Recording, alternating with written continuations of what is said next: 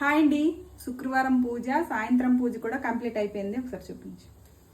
పూజ అయితే అయిపోయింది. ఇప్పుడు పూజ అయిపోయింది. ఈ రోజంతా ఉపవాసం ఉన్నాను అనమాట. మొక్కుకున్నాను, ఏమో నాకు అలా అనిపించింది నిన్నటి నుంచి ఉందామనే శుక్రవారం. ఈ రోజంతా ఉపవాసం ఉన్నాను. ఇప్పుడు ఏమేమి వండుకున్నామో పల్లి పుట్నాల చట్నీ, ఇవి టమాటా చట్నీ. ఇడ్లీలు చేసానంటే అర్థమైపోయి ఉంటుంది. ఇవి ఇడ్లీలు.